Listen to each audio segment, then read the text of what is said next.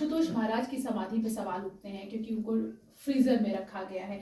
तो आपके यहाँ जो समाधि जो माँ ने ली है उस पे सवाल क्यों ना उठाया जाए? हालांकि आप लोग दावा करते हैं कि उनका जो शरीर है पूरी तरीके से सॉफ्ट है, लेकिन विज्ञान ये नहीं मानता। तो आप लोगों की समाधि और आशुतोष महाराज की समाधि में फर्क क्या है, और दोनों पे सवाल अगर उठाए जाए तो क्यों ना उठाए जाए? देखिए, महाराज जी की समाधि का और माँ आशुतोषामृत जी की समाधि का दोनों में अलग अलग कॉन्सेप्ट है।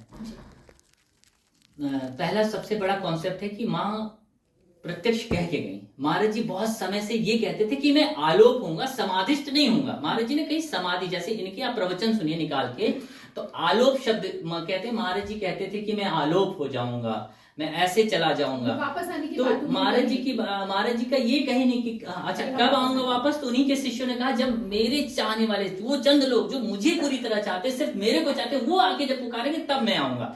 तो ये उनका ही कथन है।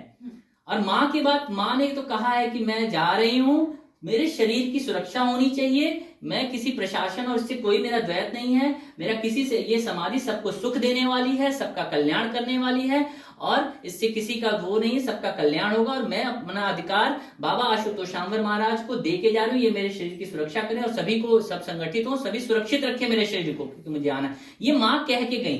क्या मैं बार बार कर रहा हूं, सर्वश्री आशुतोष महाराज जी वहां पे क्या किसी को यह जिम्मेदारी सौंप के गए कि मेरे बाद आध्यात्मिक कार्य ये करेगा? क्योंकि महाराज जी की संस्था कोई सामाजिक संस्था तो नहीं, आध्यात्मिक संस्था। तो आध्यात्मिक कार्य का रिपोर्ट हमें देना। कितने लोग वहां, यहाँ तो दिन रात उसके बुलाने के लिए हवन चल रहे हैं, प्रार्थनाएं चल रही हैं, वहां क्या किया गया? और ये एक शास्त्र सम्मत मेरा प्रश्न है। मैं महाराज जी के, मैं बार बार कह रहा हूं, सर्वश्री आशुतोष महाराज जी वापस आएंगे और निश्चित आएंगे। ये मेरे माँ का विश्वास है, इसलिए मेरा हम सब का विश्वास है। पर मेरा प्रश्न उन महाराज जी के समाधिष्ट देह पे नहीं है, मेरा प्रश्न उनकी व्यवस्था पे है कि ये कौन सा विवेक है? जब मर्चुरी या फ्रीजर तो तब किया जाता है जहां आशंका ही ना हो।